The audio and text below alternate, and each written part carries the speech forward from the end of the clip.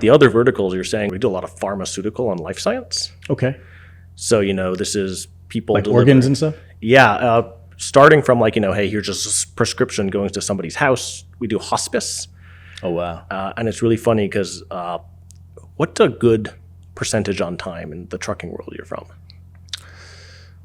98%, 97%, that would be considered good. Yeah. I remember when we started doing that work, the guy sat me down and was like, you have to deliver 100. I'm like, sure. It doesn't exist. Everybody says that. Right, He goes, right. but let me put it this way. He goes, if you miss the delivery, that lady's going to die in pain tonight. You're incentivized. Yeah. Damn. Right? He's just like, you mess it up, somebody's going to die in pain. Wow. I'm like, that sucks. That's right. The bar is high. Man, that's a hell of a high bar right there. Yeah. When somebody tells you that, it's like, all right, let me get my ass in the truck. Yeah. And in that world too, we'd be dealing with narcotics, right? So I think in that world also, like, you just cannot lose a narcotic, right? So when we were doing our own delivery company, we had a driver pass out from heat stroke, and ambulance took her away. Now we had her car sitting on the side of the highway with, narcotics. 300 scripts of narcotics. Oh, right? my goodness. Wow. So our dispatcher had to go run and get the car and sort of save all the goods. But to do that sort of work, there's a lot of requirements. HIPAA training, bloodborne pathogen training. We're starting to see people start to deliver like radioactive compound drugs, right, for cancer patients. Yeah. We're starting to see a lot of like life science tests coming out. So, they're testing some new vaccine. They need to send a frozen vaccine syringe to thousands of houses. Or they need to collect blood work back from all these people. So this has actually been sort of one of the big growth verticals in Final Mile, is very specific life science, pharmaceutical, hospital at home work. And that's booming right now. Oh, wow. And that's great for us too, because there's just lots of requirements for that. Right. RADAC training, hazmat training, dry ice training. A lot of these folks have their own specific trainings too. So to do work for Markin, you have to do Markin training. Yeah. Right. So when I call about the sort of professionalization, as you said earlier, organs, right? If, God forbid, I die on the side of the highway and they want to take my organs to transplant to somebody else, that's a 1099 driver doing that. Wow. That's interesting. What out of all those that you just now named, what is the most like profit? Like, what's the most lucrative one like that people can make? Because there's always people looking, like, there's hustlers that watch this channel. So if there's like a niche that you would say get into where you can make a lot of money for making these deliveries, what would you say they were? Give me like top 3. Sprinter van or box truck in general. Sprinter van or box truck in, I'd say, pharmaceutical and life science. Pharmaceutical and life science. Those companies, like local or regional companies. How would you find them? Email me. But, I think if you look online, right, I think it's actually become pretty hot. So you'll see there's actually YouTube videos about it. There's actually posts about it. It's sort of been hot for a little bit here. Yeah. So it's real. Well, they say like as soon as like everybody's talking about it, it's too late. Yeah. So like what's the but one that's on the horizon? I think the growth is already happening. I think the growth is outpacing people's interest in it, right? Think about it. Like we're seeing this like hospital at home is really a thing now, right? So that's this new wave that's coming too, is people want to be treated at their house. The end of life patients want to be treated at their house. They need IV bags. They need durable medical equipment. They need gauze, right? They need medicine sent to them. So if anything, I think if I were to pick a niche, that would be the one I would spend the next couple of years in, especially if you can sort of flex up and get a slightly larger vehicle. Mm-hmm.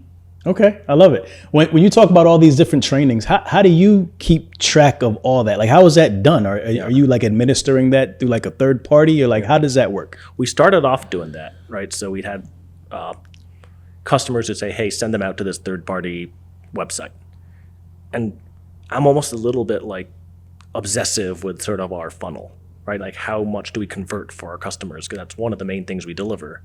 And what I'd find was, surprisingly, when there's a link saying, hey, leave the onboarding flow, go to this random web page, go to the cart, enter a discount code, take the training, download the PDF, and then come back and upload it, everybody disappeared. For sure.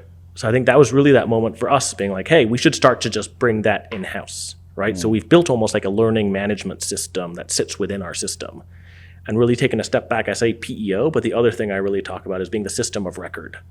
So like all these specific credentials, we shouldn't say trainings because independent contractors, but those should live within our system, right? It's not just the ID and the insurance and the vehicle registration, but do they have the qualifications to do those specific jobs?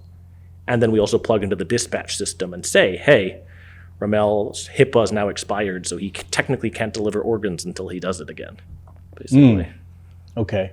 So you guys are administering the test, the actual training, for the most part, We have a third party who creates the actual audit, but it lives in our system.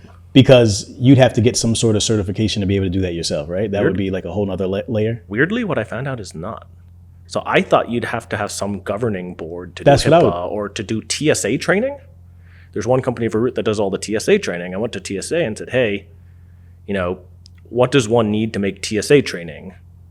And they're like, do I need your permission? They're like, no. Like, what do you mean? Just need a physical address. Yeah, they're like, you just have to be okay with us suing. You have to be okay in the court of law defending that what you have meets our requirements. But technically, anyone can create a credential or a training. It's sort of crazy, actually. There is no standard. The standard is if you get sued over it, can you defend what you have? Which is probably why not a lot of people do it. Correct. Because that's a big undertaking. Correct. But I think that's also sort of our advantage there is can you take HIPAA, HIPAA is a very broad, it's not fun to watch the video. Right. Drivers only need to know the correct angle on it. Right. So that's really what we're trying to do is What applies to them. Exactly. Right. Like in your doing of this job, what can we do to give you everything you need to do it well?